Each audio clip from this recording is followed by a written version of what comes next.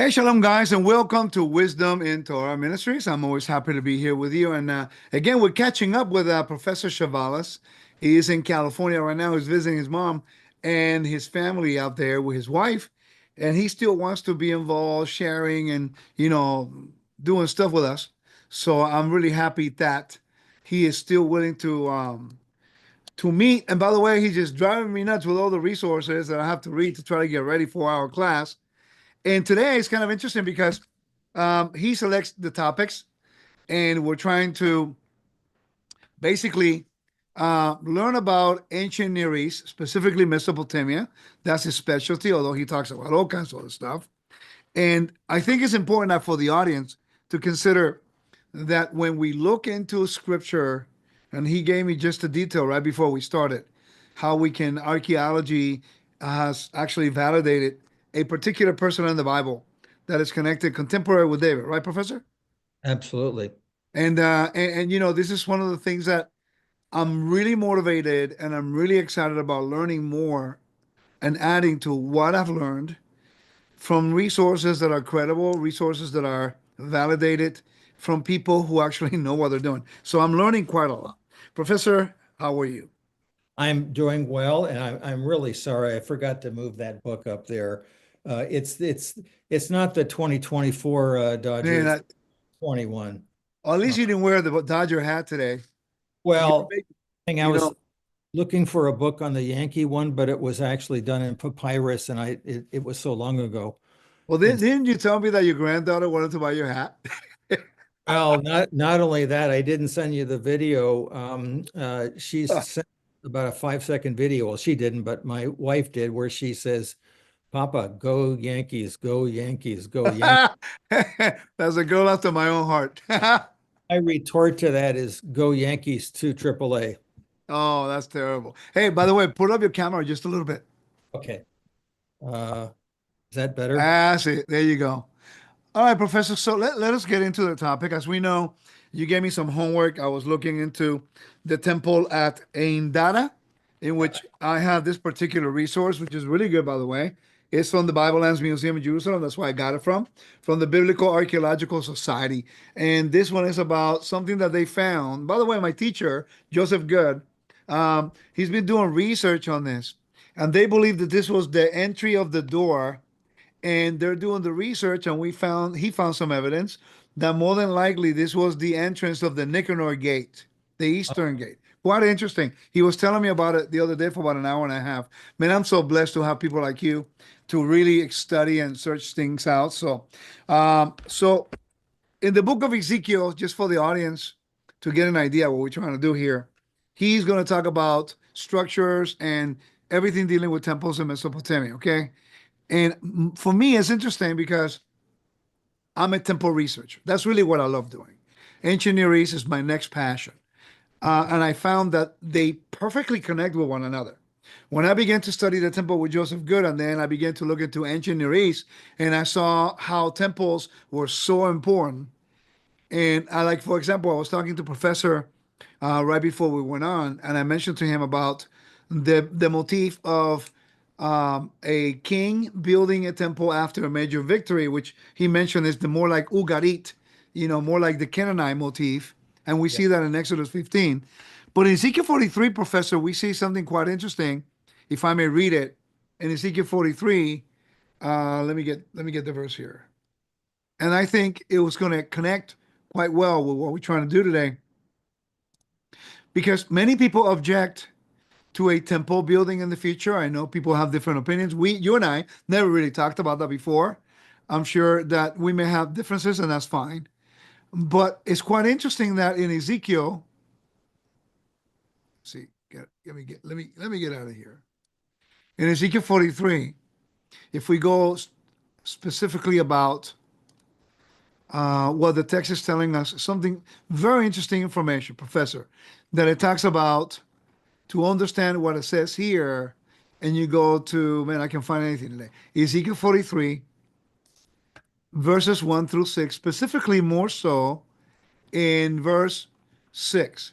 It says, and I heard someone speaking to me from the house, which is the temple, And a man was standing beside me, and he said to me, Son of man, this is the place of my throne, and the place for the soles of my feet, for where I will dwell in the midst of Israel, of the Israelites, to eternity. Okay?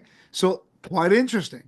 Because as you were sharing with me some of the resources from John Munson, Yeah, he mentioned, Ain Data, and it showed footprints, yeah. in the temple. Tell us a little bit more about that, because I think you excavate it near those areas? Well, it's a little close. I excavated very close up to Turkey, but this is a little further deep into Turkey in a later period. So first of all, the temple at Ain or Ain Dara, it depends on your Arabic. My Arabic's pretty poor, but um, there are a couple of temples up there that are really that are relatively contemporary to Solomon and probably even David. So they're right about the end of the 11th and the beginning of the 10th century BC. We have very few inscriptions from there. They're all stone inscriptions. They're all dedicatory. And to make matters worse, they're in hieroglyphic Luvian. There's another language for you to fool around with. I had It's enough already. Please don't add any more. Sorry, we're just getting started. Now, Luvian, by the way, won't be so bad for you. It's Indo-European. Uh, Yeah. it- it's what they often call Neo-Hittite. And so those are the people who are living up there. They're sort of a combination of Luvian, Aramean, and Phoenicians all sort of mixed together almost indiscriminately, but there's a lot of different people groups and languages that are up there. And in this area, they're primarily Neo-Hittite, meaning basically they're considered to be Hittites, but after the big Hittite kingdom fell or evaporated right around 1200 BC, it broke apart into a bunch of smaller states. The biggest one, by the way, was at a site that is well known in the Bible because of what happens there later on, Carchemish. Fuck Uh, machine. that's where King Josiah was going up to fight against um, Babylon and was killed before he got there. He was, but that was the Carchemish battle. But anyway, so we have Neo-Hittite kingdoms up there, and the temples that have been found there, one at Ain Dara, the other one at Tayanat, um, uh, which was about 80 or 90 years ago, they were remarkably similar to the Solomonic temple, at least in basic structure. So um, and the footprints, by the way, at Aindara are rather amazing because they have giant footprints, and they've estimated that the divine being that would be a part of the footprint, if they had the divine being, would have been over 60 feet tall. So Right.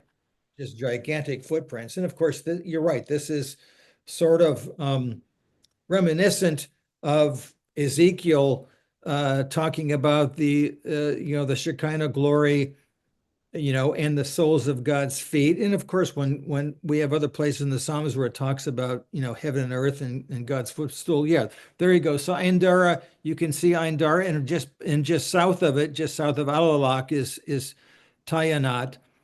And by the way, Aleppo, which though you really can't excavate the entirety of Aleppo, that's in Syria proper.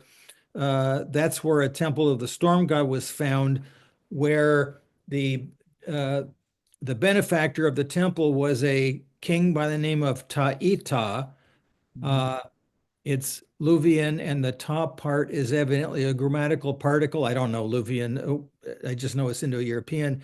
And he is 99, I'm 99, excuse me, 99% certain that this is the King Toy in 2 Samuel 8, who Okay.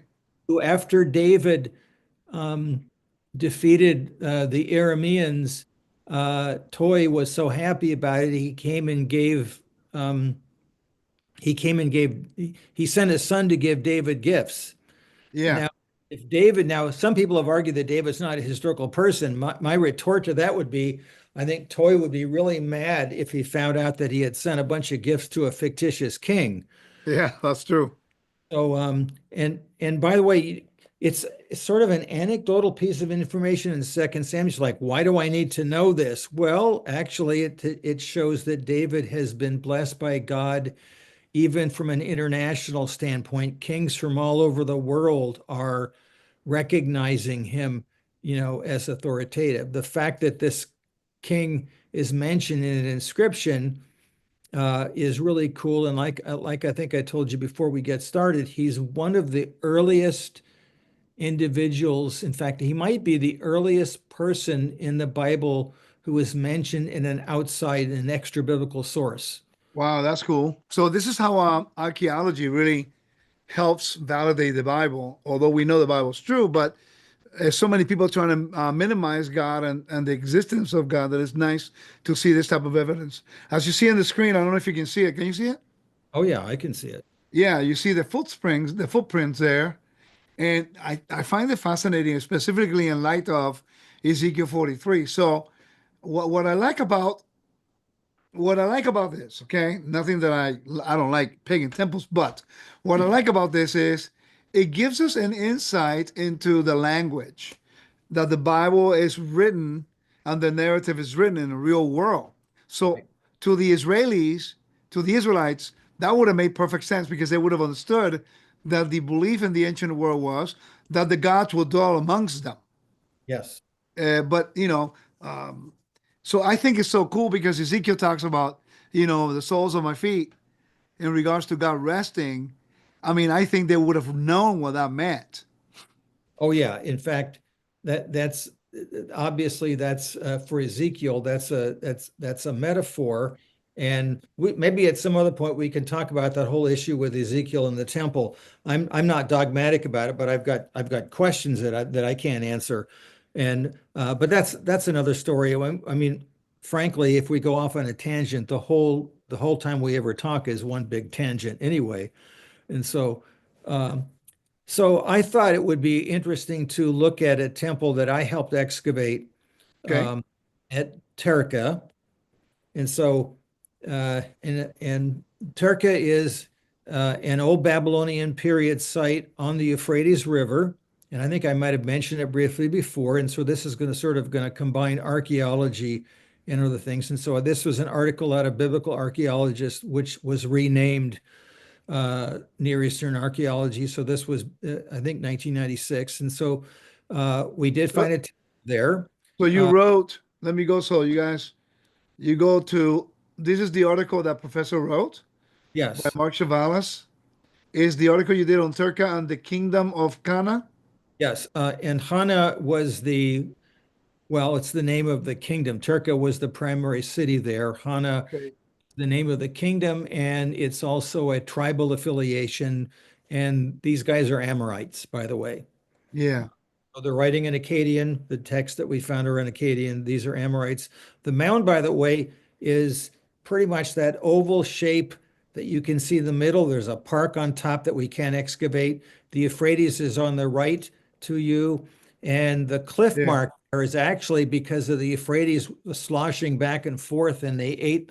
We're thinking maybe half the mound was eaten away Yeah. over the last 4 millennia. So, Can I ask you a question? yeah. I know that water is very prevalent with the motif of temples in the ancient world. How many of the temples, by and large, how many of the temples that you found or people excavated in the ancient Near East are closely related to, in this case, the water sources? Uh, I I don't know. I don't know whether how I can answer that. In southern Mesopotamia, the only way they can have a water source is by building artificial canals. And so True. it really is important for them to have the temples near the canals, primarily because the gods need to be they need their food and water. Uh-huh. Course, just as an aside, one of the most fundamental differences between the ancient Near Eastern temples and the Hebrew temple is, of course, as everyone well knows, when David asked God if he can build him a temple, it's almost his retort is almost angry, wouldn't you think? Like, do you think you can build me a temple? Do you think I need a place to live? I don't need it. I don't need a house. I don't need food. In fact, and then he makes a pun to show that he's not really upset with David. He says, "I'm going to build you a house." And of course, he's using the same word to talk about a genealogical house. Um, but But the gods in Mesopotamia absolutely and unequivocally need their temples. They can't do anything without them. The temple will, the divine being will be inside the temple. And of course, the reason for the prohibition in ancient Israel um, for not having a statue of the deity is because that would sort of lower the deity down to a created entity. What God is, wasn't supposed to, in this case, wasn't supposed to Israel become that image, like Adam, an image of God on the earth? yes, That and was the we'll, original intent. yeah, It's interesting because Exodus 25:8, it talks about 25:8 and 9. Whoops, sorry. It talks about how building a tabernacle, as you know, there are two words, Mishkan and Mikdash, yeah, and it uses the word Mikdash instead of Mishkan. It's kind of interesting. So, build me a tabernacle so I may dwell within you. When I went back into the Hebrew letters, and even the rabbis agree, the whole intent was to have a temple within that he can dwell literally amongst the people. yeah, And I find interesting that after they come out of Egypt and they get to Mount Sinai, God asked them to build a tabernacle. So yeah, there seems to be a blueprint as to why the Lord says, "Hey, build me a tabernacle." They go on the promised land. They build a tabernacle. Ended up in Shiloh, then in Givon. I'm sorry, Nod, and then Givon, and then Jerusalem. yeah. And I think it's following. Don't you think it's following the same line of thinking in the ancient world? Like the God has a place to live. In this case, the one true God of Israel. That's the whole idea. Competition for honor. Well, yes, and of course, and of course, some Jewish fellow named John decides, at the beginning of his gospel that he has to talk about, the Logos tabernacling among us. Among And us, yeah. no doubt that he knows exactly what he's talking about and why he's referring to that. He knows the temple language there. So anyway, back to Turka for a minute or two, if you wanted to put that back Sure. up, Yeah, let me put it up again. uh, because By the way, I like to make a statement, if I could, just for the audience to understand that when we discuss these topics, I don't think we've once had a discussion about what we don't agree on. Never. And what people need to realize is, and I think this is an example of people trying to get together and instead of focusing on differences and looking for reasons not to agree on something, we already have a huge problem between me and him, and we still like each other. He's a Dodger, I'm a Yankee. I mean, that in itself can be hello. When it comes to biblical stuff, he believes in the Messiah, I believe in the Messiah. We're still searching, we're yeah, still looking. He may have a lot of information I don't have. Maybe I have a few things about the temple that he hasn't been aware of because, like he always says, he's an expert in certain areas. Like I'm trying to, focus on certain areas. So instead of arguing about who's right or wrong, one of the things that I appreciate about Professor is that we're comparing notes. He allows me the room to dialogue, ask questions. And you notice that even if I don't agree on something, how can I disagree on something I have not studied? So I have to have an open door and open myself a little bit more to even if I say something that archaeologically doesn't line up, to be open to allow him to push back, like he always uses that expression, which I like, by the way.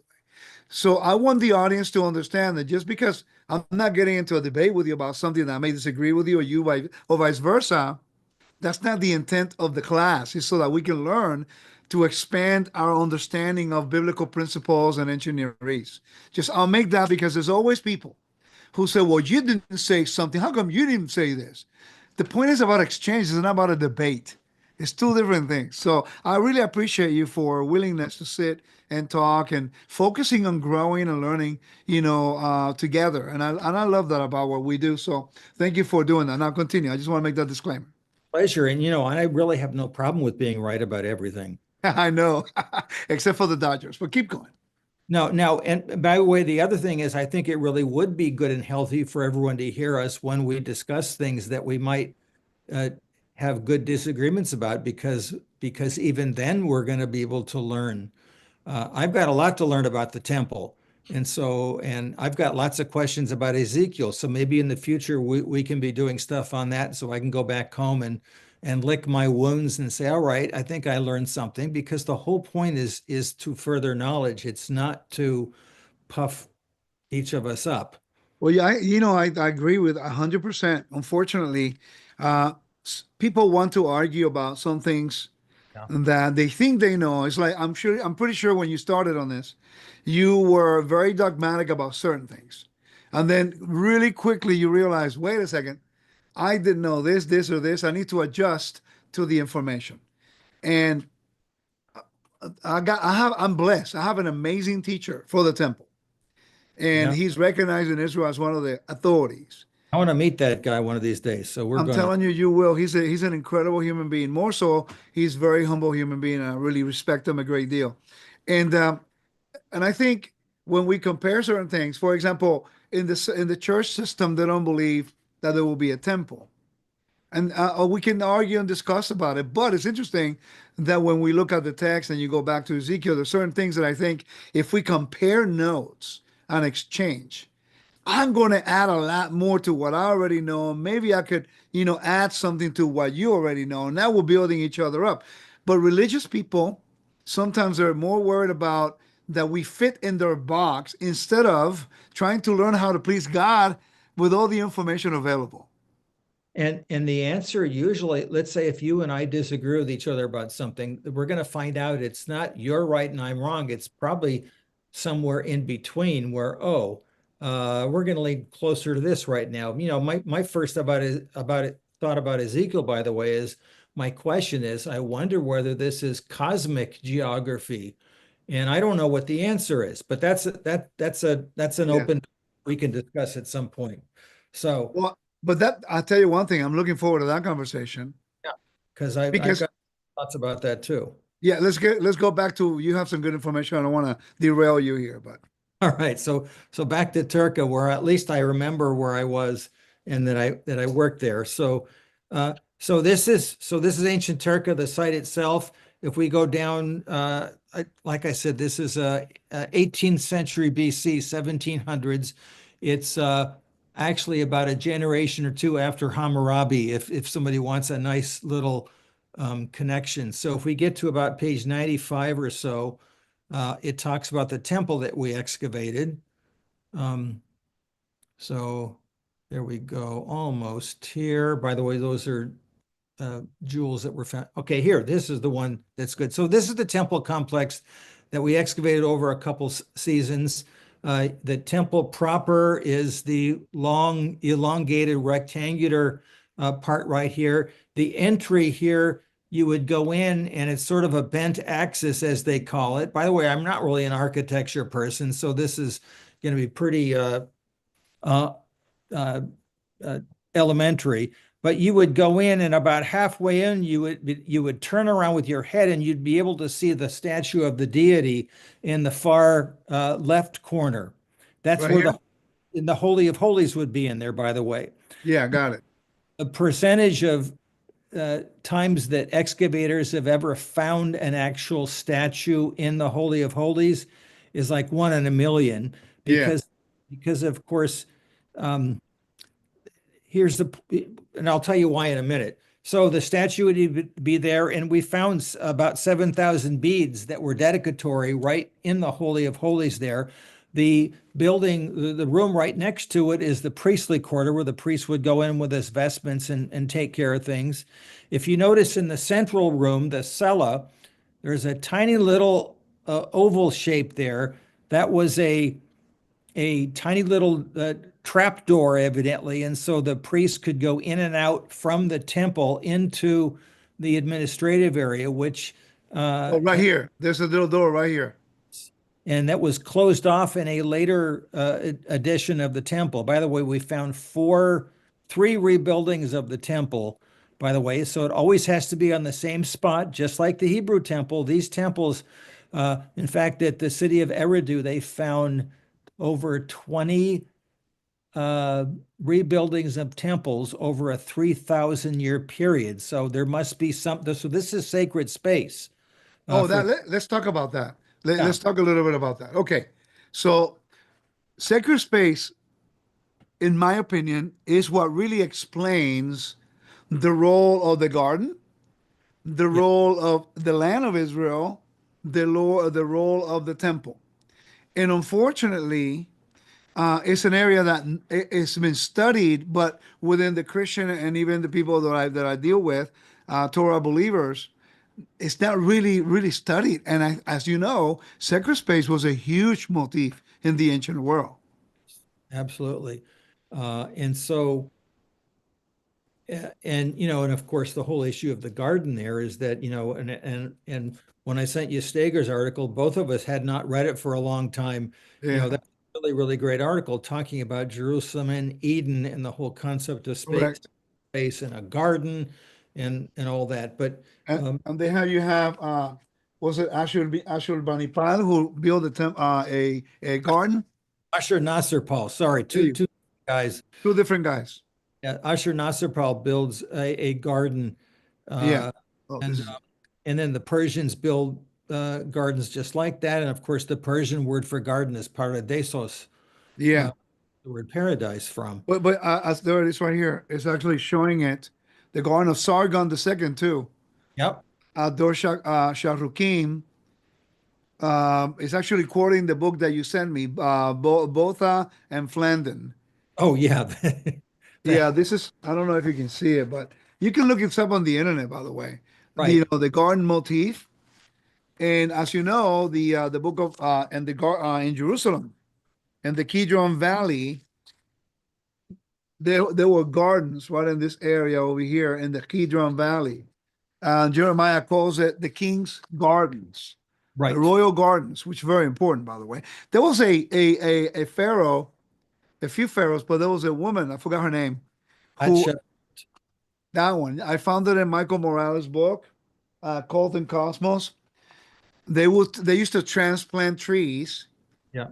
when in victories and then take it to their gardens.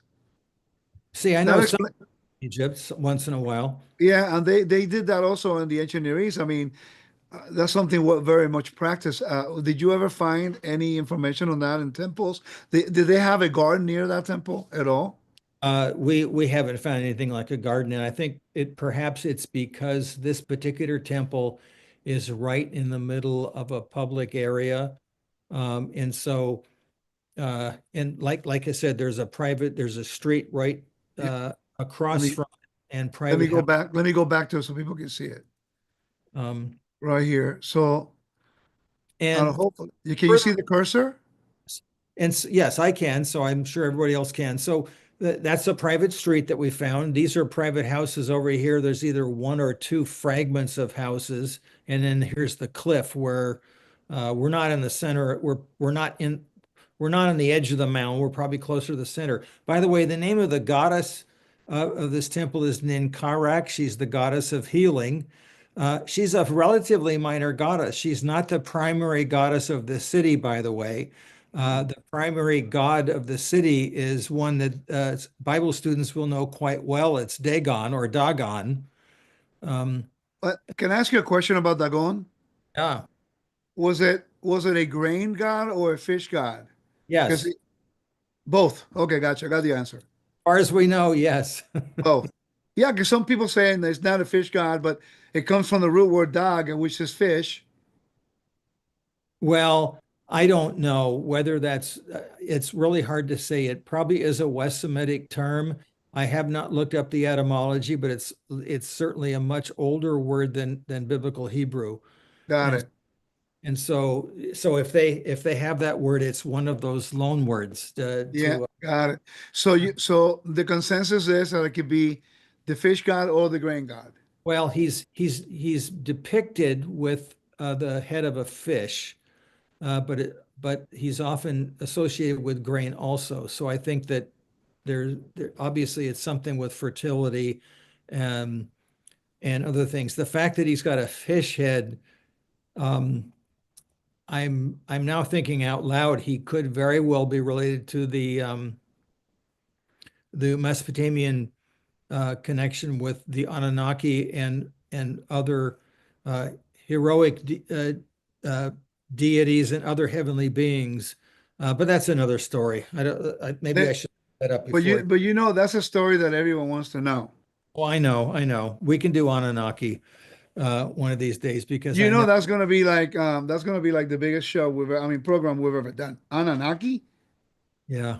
Everyone wants to know all the crazy stuff. Can you give us a preview? Well, yeah. I think the Nephilim in Genesis 6, the way they're described there and the way they're described in later Jewish tradition, especially in 1 Enoch, Yeah, is is very suspiciously similar to the 7 great heroes of Mesopotamia who are Anunnaki. right. I remember reading that. And Yeah. so and it was and so I so when we so I do make that connection. So I do believe that the um sons of God and the daughters of men are talking about heavenly beings interacting with earthly women. Okay, gotcha. And I think I'm backed up by the New Testament writers. Yeah, and the book Jude talks about that. In fact, I fought that for years and I just didn't like it. I just didn't like it at all. And one of my sons who's dead, this is what it says. How can you not believe this? I said, okay, I've taught you to believe the Bible. Look, I'll look into this. And I had to come back and eat humble pie and say, well, actually, Mesopotamian sources, this is a no-brainer. So anyway, that's a future one. We're Uh, definitely going to announce it because everyone's going to tune in. well, I'll have to dress up and everything. We'll Yeah, just don't wear your Dodger hat. Oh, yeah, well, I'll All find right. a big A, maybe an angel hat, Anunnaki. Okay. Uh, Okay, let's continue with the other one. I'm sorry to keep derailing you. because, So what do we have here in the bottom? well, this is just a photograph of the excavation in progress, and so it's not done. Here's the street is right about here. The private house is over here, and so here's the temple as it's being excavated. So this is not it's nice to look at, but it's not terribly useful in terms of trying to understand what a temple looks like. So if we Yeah. go back a little bit further up um, Oh, up. Okay. to the Sorry. schematic, the blue schematic. So we've got the temple proper here. We've got administrative areas where they would have kitchens. We actually found an elephant tusk in there, uh, Wow. which is really cool. But even better than that is camel dung.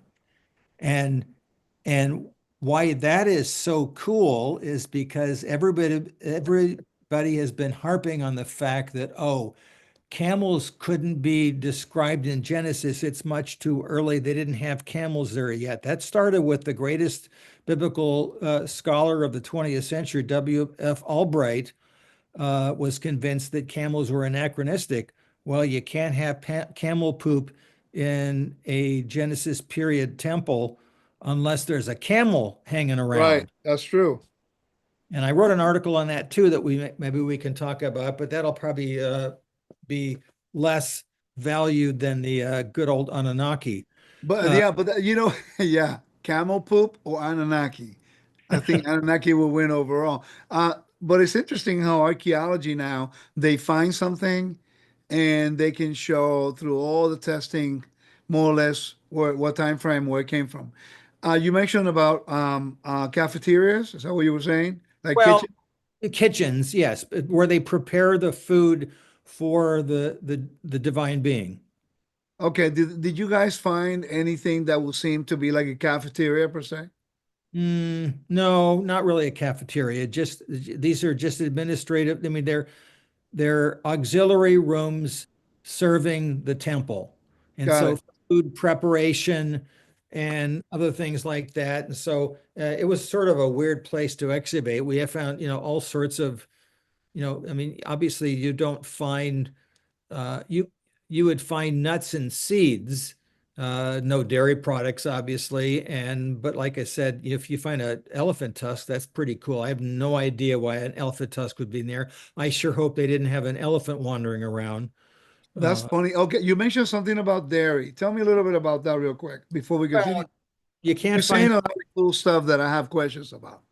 well, this is one that really the archaeologist, if all you have to do is think about it, how would you find a dairy product in in an excavation, dairy doesn't exactly preserve very well. True. And so when you don't find something like that, in other words, you'll find nuts and seeds, especially if they're charred, uh, Yeah. and things like that, and you'll and It, but you're not going to find things that are not able to preserve things that are in your refrigerator aren't going to make it, you know, yeah. Did, information. did any of you, the archaeologists and your colleagues and stuff, is there, it's just, I know, I just came to me as you mentioned that. Did you guys ever find any resource that talks about um, like any kind of rituals with dairy and meat in the Oh, Ugarit and in your area?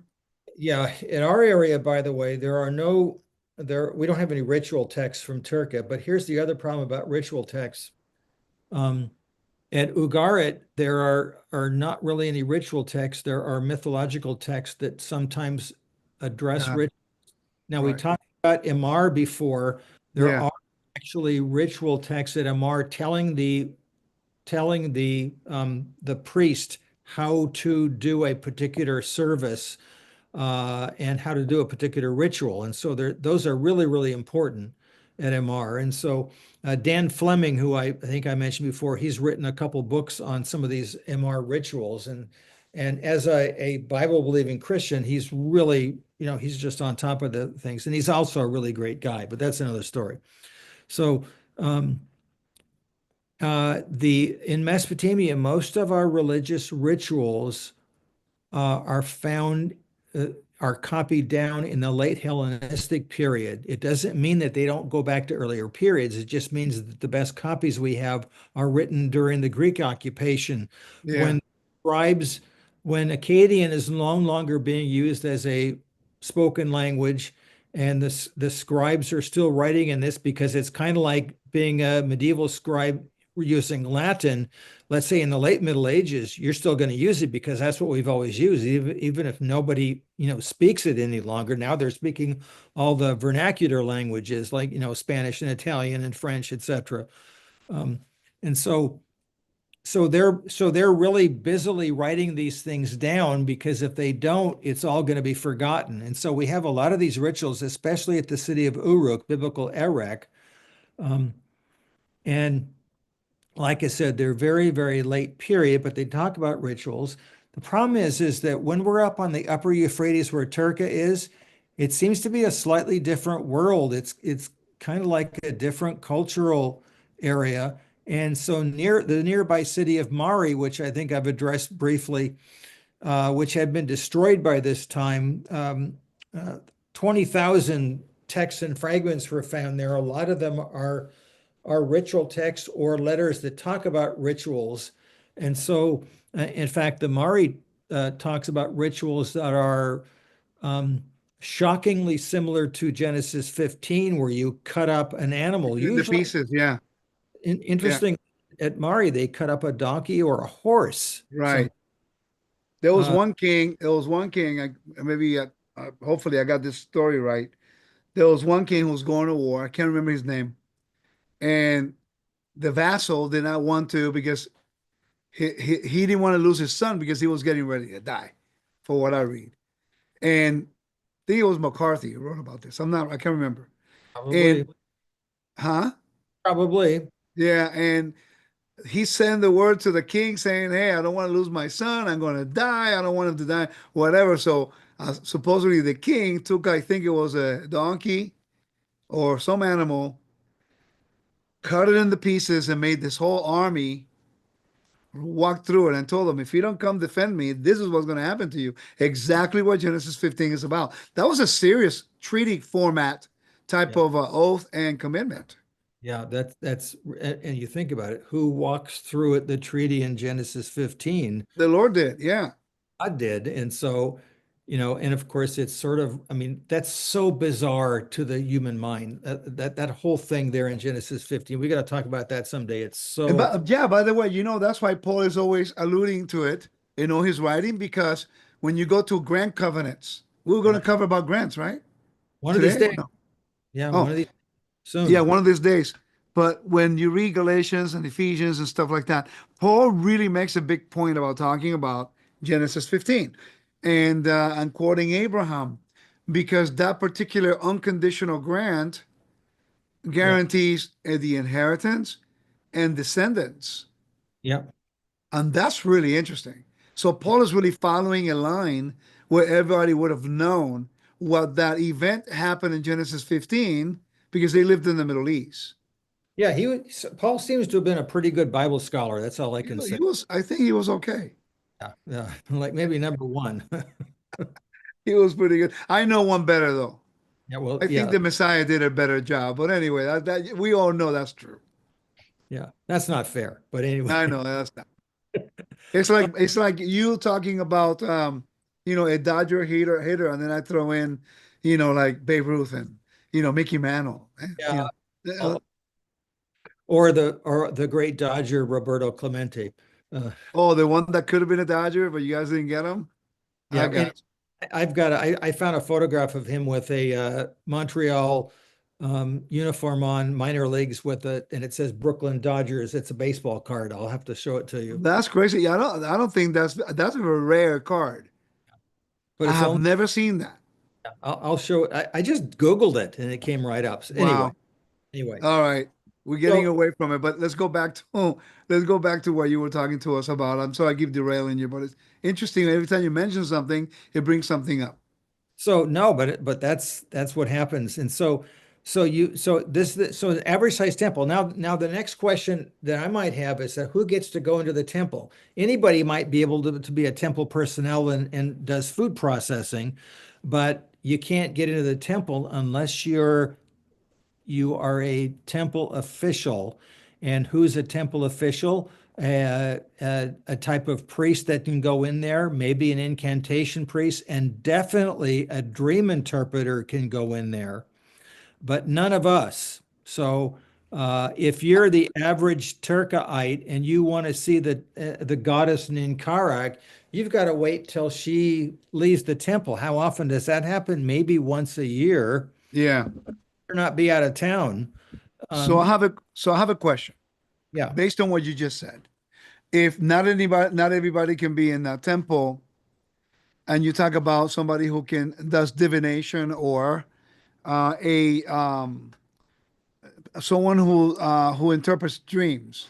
Yes. So am I safe to assume that Joseph, when he told Pharaoh, "For my God is letting you know, my God is showing you," that means that in the mind of the Pharaoh, as it would have been in any other king, they would have said, "Well, this guy is a priest where he came from," and Yep. that many people don't make that connection with Joseph. I mean, that's why he received his wife on the same status, the daughter of a priest. Well, think about that. Think about this other segue. Who's the only other person in the Bible who has dreams uh, and gets to talk to a pagan king about them? It's of course Daniel. Yeah, And because of course normal garden variety dream interpretation is not a vocation in Israel. yeah, that's true. That'd be bad. But God can use anybody to do anything that I might call imitative magic. In other words, if God wants to give you a dream and make it authoritative, he can do that. But that doesn't mean you become a dream interpreter. It just means that you had a dream from the true God. And but we actually have a number of texts, and they're actually from nearby Mari, who talk about people who go in to do dream interpretations. And they're usually women, by the way, interestingly enough. Huh. In fact, a lot of the vocations are gender specific. Do And they have women priests? well, yes and no. I mean, it depends on what you want to call them. Uh, so, Kadasha? well, that term is used, but it's a hot potato term, as I'm Yeah, sure even in the Bible is that when you see that word, you better know what the context is before you evaluate what the term means, because in your context it means holy, in another context we're guessing it means something about either prostitution. well, I'm not so sure about that any longer, by the way, but that's another story I'll go into. Whatever it is, it's bad. Yeah. you know, is it true that because in the temple there were women were not allowed, and I understand now, and the Bible in Ezekiel talks about temple prostitution. So that was practiced at least in Israel. So more than likely they learned that from their environment, maybe yes. the Canaanites. That's as far as I know. But divination, for some of the people who study the temple, divination was a huge part of reading of the liver, reading Yeah. of the entrails, and this is the reason why in the temple of God, entrails were burned at the altar. Yeah. People always ask me, how come they always burn the entrails on the altar so that no one would ever say that Israel works through divination? It's completely different than the nations. Nobody would read them. You're right. It's exactly right. So for example, and by the way, who gets to go even into the Hebrew temple, the actual temple itself, not the complex, the temple, Yeah, it's only the priests. right. Sacred And space. it's sacred space. And so you and I aren't going in there. And Uh huh. it talks about Jesus, he's speaking in the temple. He's outside in the Right. Yeah, glory. many people don't know that. By the way, it's like the whole Temple Mount. The whole Temple Mount is called the Temple proper. It's a 44 acres. And it's like, and they have the court of the women, they have the court of the Gentiles, they have the court of Israel, and the court of the priests. And people don't realize that the area where the Messiah turned the tables is actually called the royal store, which was actually an addition Yeah. by Herod in expansion on the Second Temple period. And he, by the way, Caiaphas owned all. I'm not Caiaphas. Ananias, he owned all of the shops. Did you know that he owned the shops? I read Josephus. Yeah. Oh man, it's incredible, right? Yeah. So How that's one guy can corrupt everything. just total corruption. Yeah, it's really about the corruption, not about the temple itself. It's like, for example, you can have corrupt politicians. Doesn't mean their office is actually corrupt. They Yeah. are corrupting the office. It's a little Right. difference. So, did you find the same thing in Mesopotamia archaeology, in which they had a priest? Can anybody be a priest, or did you buy the priests that work in those temples? That if you know, I wish I could tell you that it's kind of like what we said about judges. How do you get to be a judge? I don't know. yeah. You're probably upper class. You have to be the priest, by the way, is part of the scribal tradition, but the scribes are all different. Just like you and I, if we learn how to read and write, you end up being a lawyer, I end up being a doctor, or whatever. And so, in other words, we're being trained for different things. Obviously, either of us, if we're going into those professions, are benefited from having wealthy families who can put those us in those positions. So you think then that the Bible makes a very big departure from buying into a priesthood that could be manipulated by the king, or and then chooses the sons of Aaron to do that particular job. Yeah, that's really unique, in my opinion. Obviously, it was abused then too, Oh yeah, we know that. Yeah. but that's neither here nor there. No, there's definitely a democratization of things. But now back to these dream interpreters, they're usually female, uh, and so if you're a woman, you're going to say, uh, I need to go into the temple, okay? And so she has, and she shows her whatever it is. It might be the hem of her garment or whatever it is that shows that she's so and so, an official dream interpreter. She'll go in there and she'll probably take something to induce sleep when she's laying down in front of the statue of the deity. And when she wakes up, she will tell someone her dream. In fact, I'll even read a paragraph out of it. This is a letter from Mari about a dream interpreter. I think it's a woman here. It's not always a woman, but usually is. And so, and so she's writing to her immediate superior, who's probably like a sub governor or someone. She goes, "Tell my lord, so says Adu Duri, your servant. Since the time of your family's ruin, I've never had such a dream. This is the dream. I entered the temple of Belit Ekalim, which, by the way, would mean that would be the queen of the palace. That's the name of it's a nickname for a goddess. Yeah. Uh, by the way, that term a column, you know it in Hebrew because it's the term that is used when they talk about the temple of the Lord, the temple of the Lord, the temple of the Lord. They're using the term hekal, which actually means, Oh, Chakal. Yeah. Chakal. and it's actually a Sumerian loanword that got all the way from Sumerian all the way down into biblical Hebrew. Nice. Not that you needed to know that, but Um, but so I entered the temple of Bet a column, but he wasn't there. She wasn't there, nor there were there statues in front of it. When I saw this, I cried and cried. I had this dream, and then the priest of Ishtar stood at the entrance and said, come, O Dagon," who's the head of Mari too. And then another thing, a woman went into a trance in the temple of Anunitum. By the way, that's um, oh, I forget whose wife is that. Oh, anyway, and she expressed herself, "Oh, Zimri Lim, don't go to the expedition. Remain in Mari." So the whole point of this was the woman would go in there, have a dream, and it ultimately is a dream to tell the king to do something or not do something. In other words, this is not a good time to go into battle. And it Right. really is no different than what happens in Judges 4 when Deborah goes to Barak and tells him, this is the good time. God says it's time to go and fight.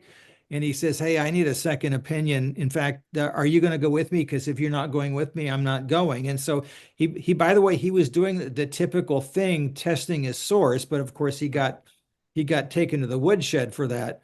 But Yeah.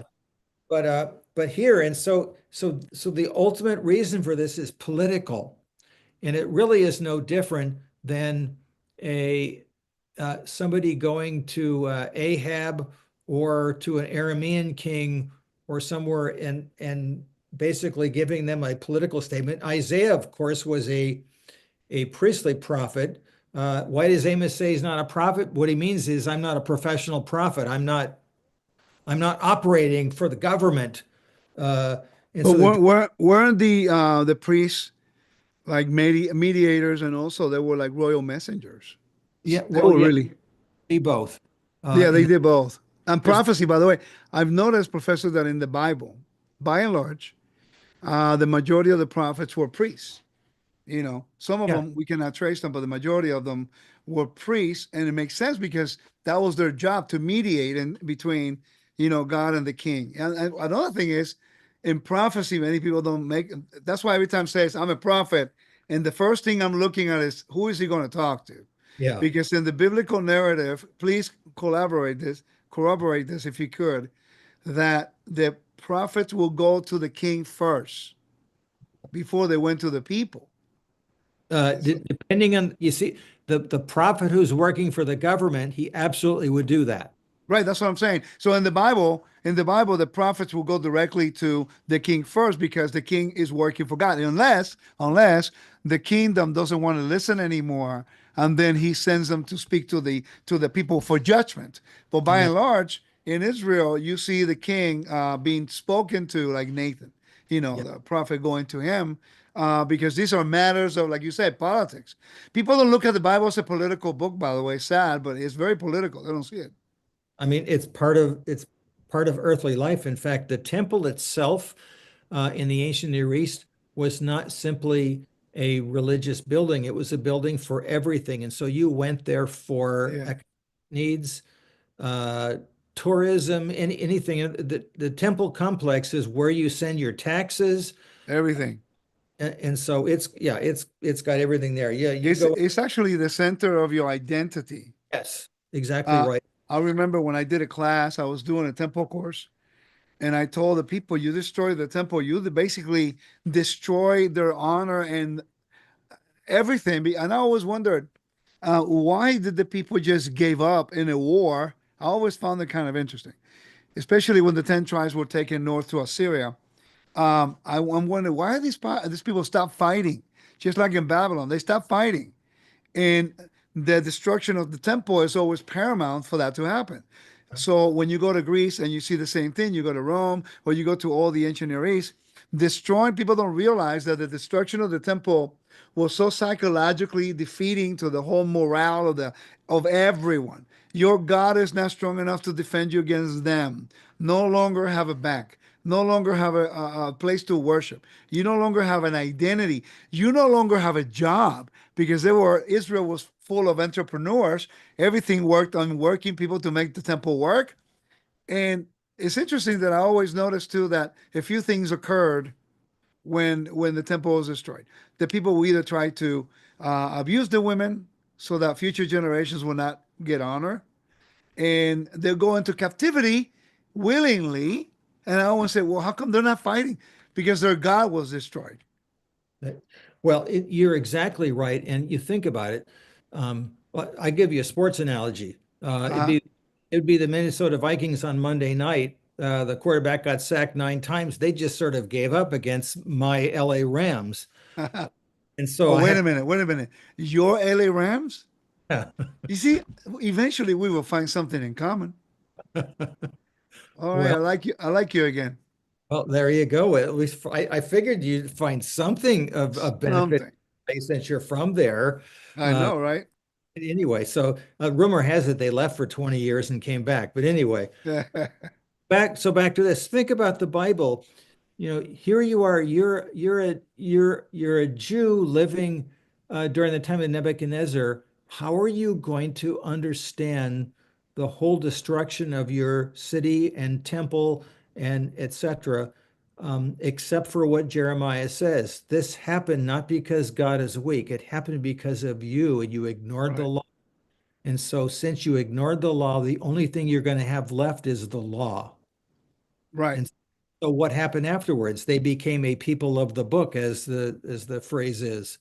Yeah, Um, you know, that's really interesting that you bring that up because when I've been doing, I'm doing the study in the book of Revelation now, and I've been completely telling the audience every time I get together with them in a study, I say, you have to remember that the setting of the letter is to an audience that are scattered trying to survive the destruction of the temple, the lack of honor, and they're trying to preserve any little privileges that the Roman Empire has given them, because I don't think they're getting much of an opportunity anymore after the Jews in Judea completely turned against the Roman Empire. So people don't realize when you read the book of Revelation, there's a serious upheaval politically, and the Jews are running for their lives everywhere in the kingdom. And yes, the same thing would have been in the ancient Near East, I'm pretty sure. and of course the Jews and Christians are sort of fused together by the Romans. By the way, Beale's book has just tremendous amounts of historical context, trying to show that this is probably in the very end of the first century with Domitian and the persecutions of Christians, etc. So I believe that. I'll be fascinating. I mean, he really spends a lot of time looking at the historical context of the book, which of course is Yeah. so overlooked. Everybody wants to know about the futuristic part of it, but you Yeah. can't get there until you look at the historical one. So now back to the ancient Near East. It's very true that you think about how demoralizing it is. You're going out to battle. First of all, the worst thing that can happen when you're out to battle is if the king gets killed. Yeah. The king gets killed, that it's the end of the dynasty, and you know that, in other words, the God has turned his back on you like this and said, I'm Right. upset with you. Um, and and you have to also realize the people that you're fighting against, their propaganda is, I'm fighting you because your God is upset with you. And you think about it, that's exactly what Isaiah Yeah. says in chapter 10. He Uh-huh. says, I'm bringing the Assyrians against you. And then, of course, what does the Rabshakeh or the Rabshakeh, what does he say to the Judeans on the wall? He says, didn't your own God tell me to come? Well, Yeah. it's as if he's quoting right out of Isaiah. Is that the Uh, guy who was actually speaking Hebrew to them? yes, in fact, Chaim Tadmor, the great scholar, he theorized that he was probably a northerner who was Israelite. position, and even Yeah. wasn't, yeah, he started speaking Aramaic. Well, no, he started speaking Hebrew, and he said, "No, no, speak Aramaic. The locals don't know Aramaic yet, so Yeah. don't speak Hebrew." And he says, "No, no, I'm going to keep on going through that." And so, but you think about it, I mean, I don't know what I can't even imagine what it would be in our country trying to figure out, you know, what would it be for us? I mean, can you imagine if 9/11 was infinitely more than just attacking a couple of, buildings, but it was like the entire western half of our country to the Mississippi was leveled. And of course, Jews and Christians and everyone else would be thinking, I wonder if God's trying to talk to us. Gee, Or this is or maybe the White House, God forbid, the White House being destroyed, it will be the equivalent of that. although I think it would be infinitesimally smaller than that, because of course, for us, we understand the White Yeah. House is important, but it's not even like the Pope in the sense that, the Pope represents, at least in theory, he's the vicar of Christ on the earth for Catholics. And so for him to be killed, well, yeah, I guess we could choose another Pope, but the point Right. is still would be earth shattering. And I- so, Is that where the loss of Jerem will come into play when there's destruction? yeah, I think so. Let me quote this book. I just got it. I've been looking into the biblical cherem. I got like three books on the topic, and I keep expanding on it because I do believe the Book of Revelation is dealing with a lot of the cherem. People don't know what it is. It's separated for God, dedicated to God, like the priests. In the Book of Numbers 18, they were dedicated. Right. Jubilee, the word dedicated in regards to the tithe, and this is from Brown Judaic Studies by Philip D. Stern, and it Yeah. talks about the biblical Herem, a window of Israel's religious experience, and he's quoting heavily from the ancient Near East, like Mesha inscription and Book of Deuteronomy 2, and doing some pretty cool parallels about Herem.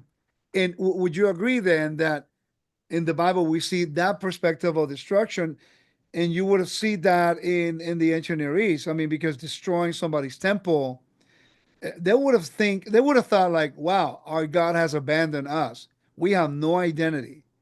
Is Yeah. that really the reason why they will give up and assimilate so quickly with any other society? Think about the psychological Yeah. message that the way they were raised.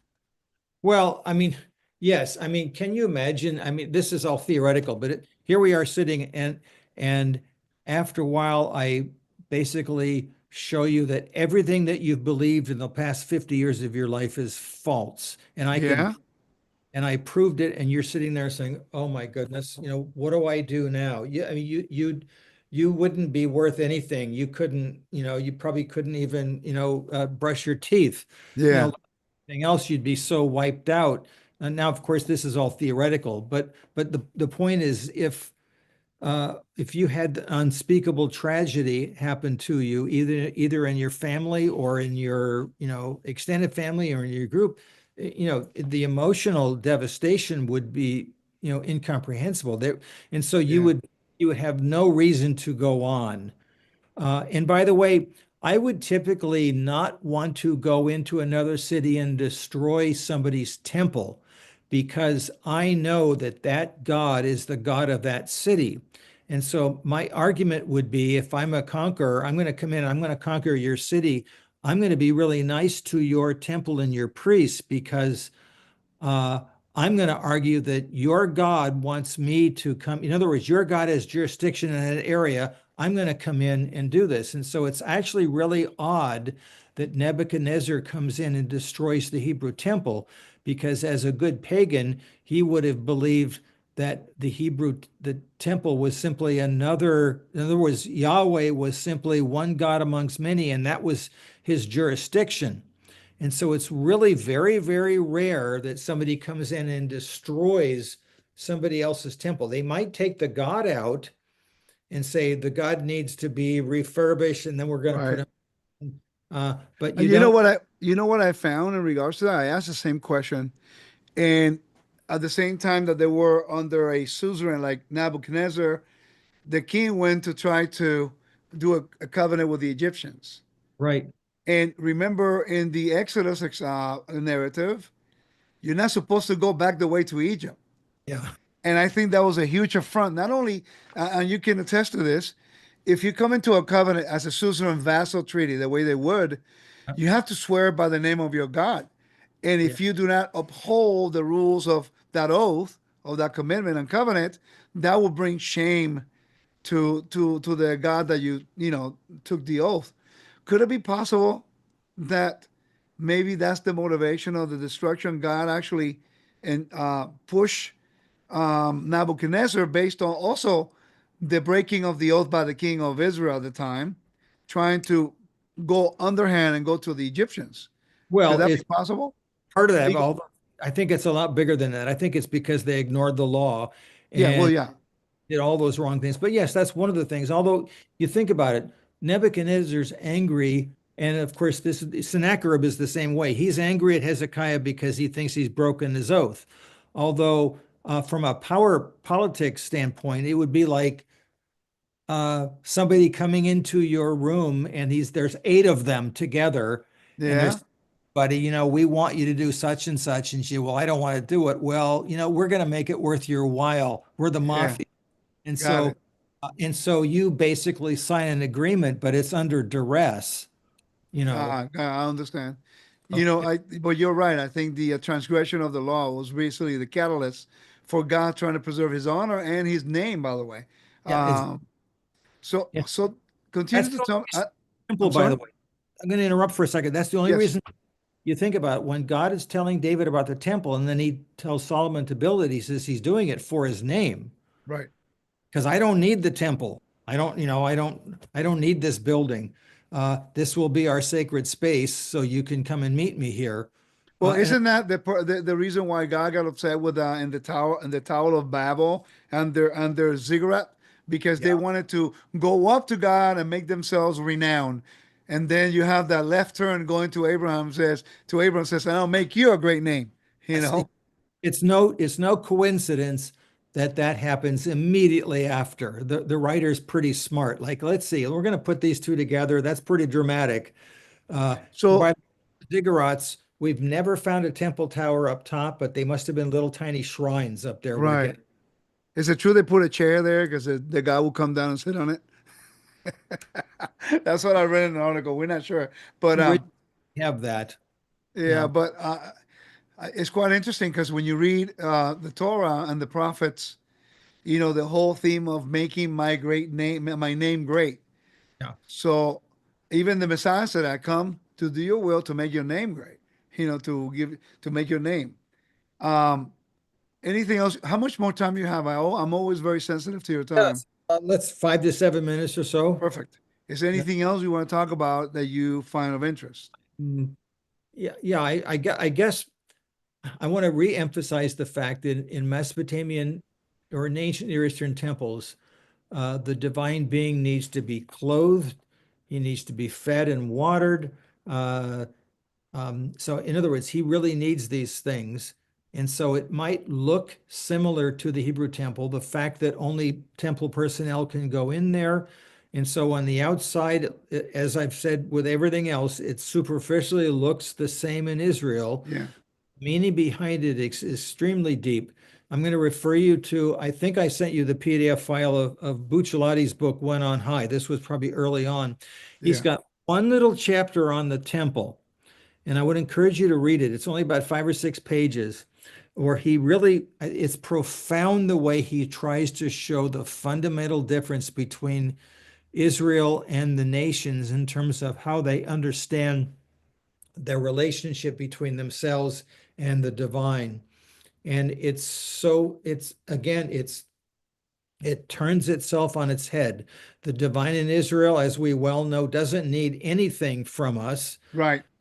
at all. And so the temple is really, in some respects, for our benefit, but it's also, as we look at in Revelation, it's really a throne room.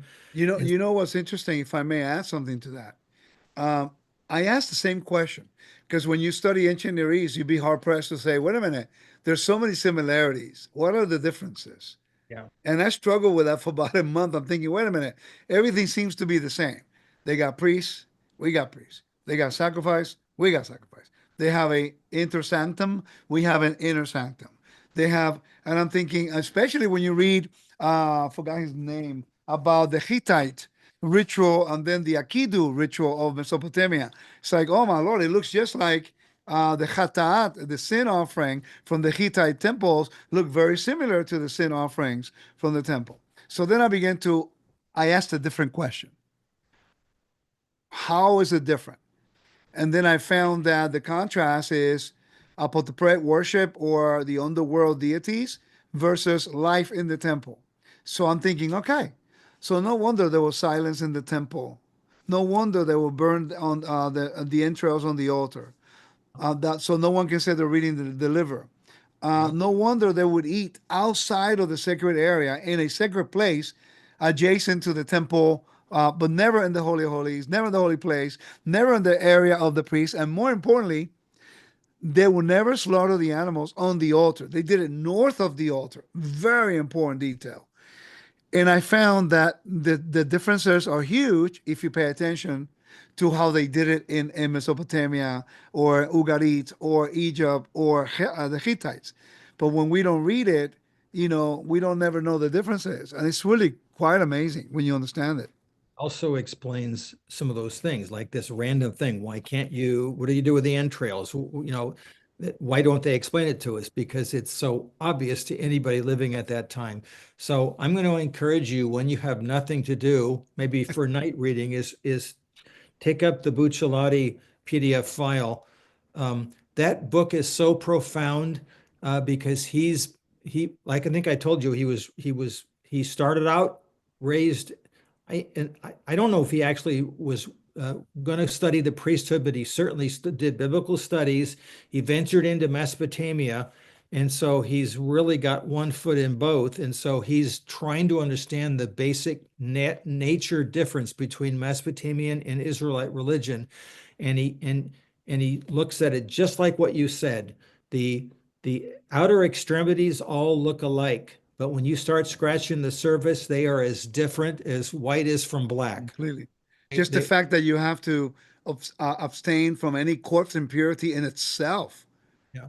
it is huge, specifically when you compare with the Egyptian type of worship. I mean, And I really do look forward to you interacting with John Monson, because, the guy's he's kind of like you and your teacher Joe Good. I mean, he's been obsessed with the temple for quite a long time, and so I think you guys are going to be comparing notes. And you know what? I'm looking forward to that too. And I think, like for example, I was reading Roy Gain, Professor Gain, which he agreed to also do a few classes. Thanks for mentioning all these guys. And then he studies with Milgram, and then I got another book today in which the guy is studying with Milgram, and it's amazing. It's amazing how much information there's out there. But I noticed that they, I guess I'm weird, is that in the Spanish, let me tell you what's going on. In Spanish world, there are not really that many that I know of. I'm sure there are, but I haven't really studied them. Scholars that are experts in areas. For example, Hofmeyr can be Egypt, you do Mesopotamia, somebody else does the Ugarit. You have a knowledge, basic knowledge of different areas, but you focus on one. Well, in the Spanish world, specifically within the circles of religious environment that I'm in the Spanish specifically, we don't have the same resources in Spanish. yeah, So I was forced in a way, and I'm glad that I needed to know a little bit of different areas because we needed to touch on different areas. I can teach about the same thing in the religious world for 40 years.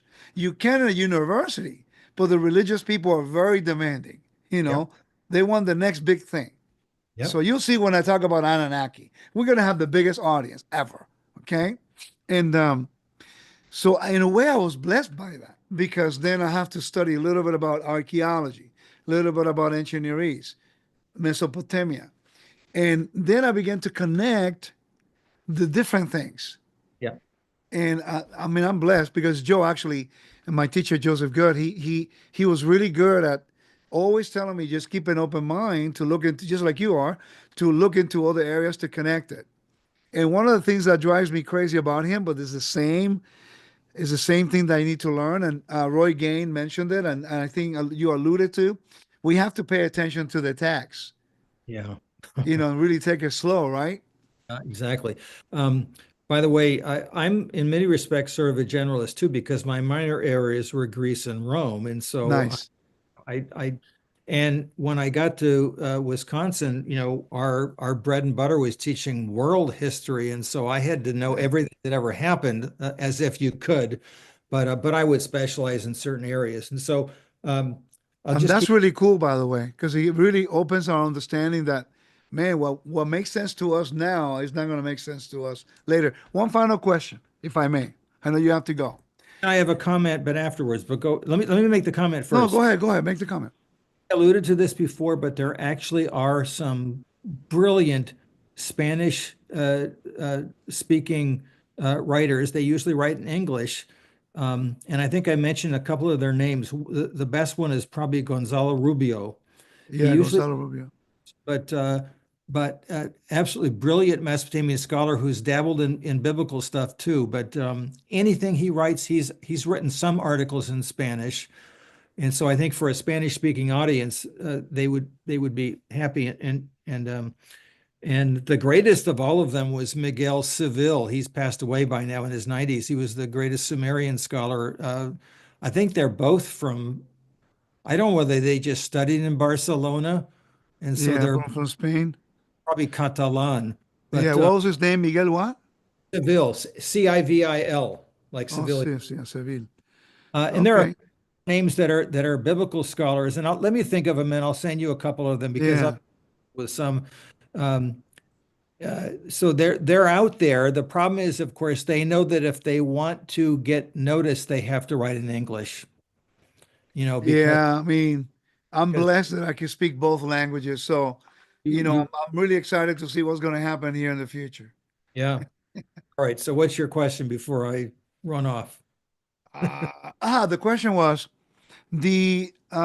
for example, in the Temple of Israel in Jerusalem, it uses a language that is like God doesn't eat the food, the priests do, compared to the ancient world that they believe the gods. You mentioned that earlier.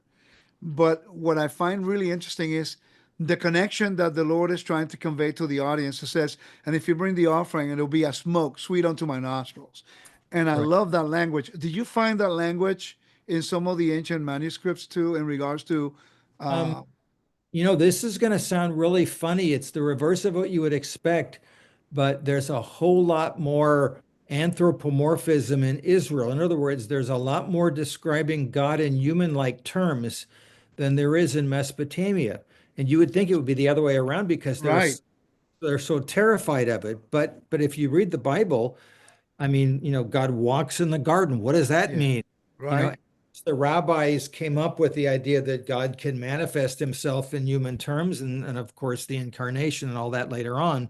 But but and so no, that you rarely have anything about a God smelling or seeing, or he does have emotions, but nothing like the God of Israel.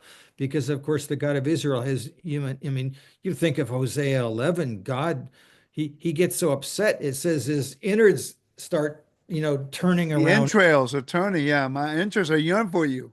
and then he changes. It says he changes his mind, which doesn't mean that he has new information. It's Yeah, not yeah.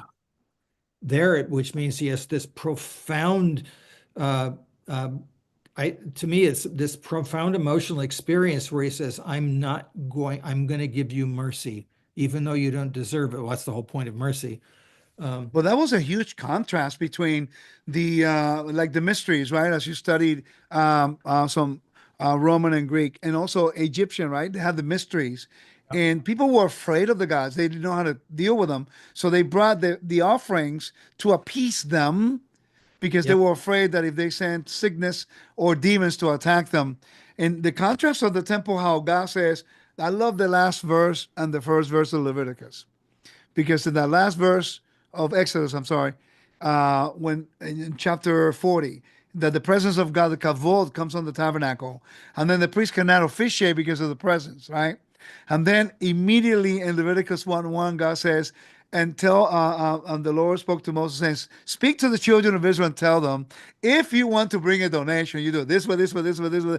Talk about, to me, when I understood the difference between God's mercy and righteousness and how he invites humanity to fellowship with him when in the ancient world that was not readily available. Not. Talk about the heart of the creator to allow us to approach him in his sacred space. And That, he, I mean, the difference, I suppose, to finish up is that he seems like a real person. yeah, Uh, gods of the nations don't really have their personalities aren't very different. They're just yeah, sort of lifeless things. yeah. Oh, well, I love that. I mean, that's why I'm so getting to know a different side of me right now. man. That's what drives me to get Yeah, to know the heart of God, man. To learn this stuff so I could just go to sleep at night saying, I know you a little bit better today. And like I always tell people, I have a testimony. And 25, 26 years ago, I don't deserve this mercy and the contacts that, people like yourself trying to help me and my teacher, Joseph Good. It's like, and then I read Leviticus in that context and I'm going, wow, why are you so good to me? yeah. And then you read the Gospels and you see how God loves us so much, he sent his son. It keeps getting better anyway. So I want to Amen. thank you, Professor, for joining me. It's always awesome getting to talk to you a little bit. I'm sorry Oh, I jumped a little bit all over, but it's quite interesting. You keep that's mentioning little things triggering me to, ask you. no, but that's why I like this. I never know where it's going to go, and that's fun. Oh, that's great. As long as you're happy, I want to keep you happy. I want to continue to learn. And guys, thank you for joining me. And please, if you want to seek out Professor Mark Chavalas, send him an email. Yes. Send him an email. So, do me a favor. I need to put your email here in the text in a minute. Actually, let me do it right now. But I want to thank you guys for joining us. Are we going to get together next week again? We can. I think we can do a regular Monday if you want, or whatever day of the week is fine. We will announce it. And I want you guys to consider, if you have any questions, uh, Mark is a very easygoing person and very nice to talk to. So he retired and he wants to like bombard you with articles Hey, so you can read and study. I can talk with Rico. I can talk with anybody. Right? Look at it. That's for sure. All right, brother. Well, God bless you guys. Thank you so much for joining me today. I pray that these classes, they're a little different. We try to keep it in the dynamic, asking questions and making comments. Um, Professor has allowed me to make a comment and to exchange with him, and I'm Sure. learning a great deal. So I think it's pretty awesome. So I'm really happy. So we'll see you guys next Bye. week, maybe Monday, maybe Tuesday. I don't know yet, but we'll see you guys next week. Hey, what's the topic you want to talk about? Well, I was thinking maybe we can. I've talked about over and over again women, and so maybe we can throw out the We topic. didn't we do that already? We have not. We have not. I thought we were going to talk about grants. Well, at some point, I don't think I'll be ready next week. I've got some ideas, but I need to go home and find my. I have to go scratch and sniff my books, All and right, I'm not at home to do that. not a problem. That sounds good. So let's talk about women in the ancient Near East. Yeah. Sounds great. All right, guys. Thank you so much. We'll see you guys soon. And it's always an honor to serve the King of the universe and to exchange with people who